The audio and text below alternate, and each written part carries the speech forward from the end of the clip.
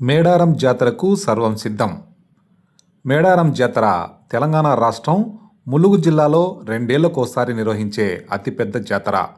సమ్మక్క సారలమ్మ అనే ఇద్దరు వనదేవతలను పూజించే మహాజాతర. ఈ దేవతలు గిరిజనులకు ధైర్యం, రక్షణ, ప్రకృతికి సంబంధించిన చిహ్నాలుగా పూజలు అందుకుంటున్నారు.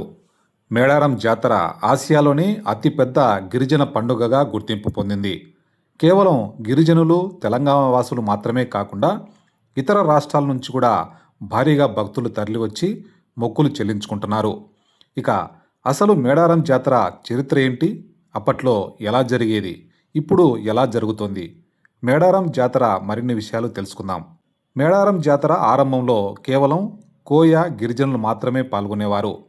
అటవీ ప్రాంతంలో చాలా తక్కువ మంది సందడి మధ్య జాతర సాగేది. సమ్మక్క సారలమ్మను పూజించేందుకు చెట్టు కింద గద్దెలు ఏర్పాటు చేసి పూజించేవారు. ఇక సమ్మక్క సారలమ్మ వీరత్వాన్ని కథల రూపంలో చెప్పుకునేవారు. బెల్లం, కొబ్బరి వంటివి అమ్మవార్లకు నివేదించేవారు. ఆటపాటలు, గిరిజన నృత్యాలతో ఆనందంగా జరిగేది మేడారం జాతర. రవాణా సౌకర్యాలు లేకపోవడంతో ఎడ్ల బండ్లు కట్టించుకొని పెద్ద ఎత్తున వచ్చేవారని చెప్తారు. జాతర మూలాలు దాదాపుగా 13వ శతాబ్దం కాకతీయుల కాలానికి చెందినట్లు చరిత్రకారులు చెబుతున్నారు. గిరిజన నాయకులు అడవిలో వేటాడుతుండగా ఓ శిశువు సమ్మక్క చుట్టూ పులులు రక్షణగా నిలిచి కనిపించాయట. ఆ చిన్నారిని తీసుకెళ్లి పెంచారు గిరిజనులు. ఆ చిన్నారి పెరిగి పెద్దయ్యాక పగిడెద్దరాజును వివాహం చేసుకుంది. వారికి సారలమ్మ, నాగులమ్మ, జంపన్న అనే ముగ్గురు సంతానం కలిగారట. కాకతీయ రుద్రుడు కరువు కాలంలో గిరిజనులపై పన్నులు, ఆంక్షలు విధించేవాడట. దీనికి వ్యతిరేకంగా సమ్మక్క సారలమ్మ నాయకత్వంలో గిరిజనులు తిరుగుబాటు చేశారని చెబుతారు. ఆ యుద్ధంలో జంపన్న సంపెంగ వాగులో దూకి మరణించాడని, అప్పటి నుంచి ఆ వాగును జంపన్న వాగుగా పిలుస్తున్నారు. ఇక సమ్మక్క సారలమ్మ అడవిలో మాయమయ్యారట. అక్కడ ఓ కుంకుమ భరిణ మాత్రమే కనిపించిందని చెప్తారు. అప్పటి నుండి వారి ధైర్య సాహసాలు గిరిజనుల్లో ఆరాధనా భావాన్ని పెంచాయి.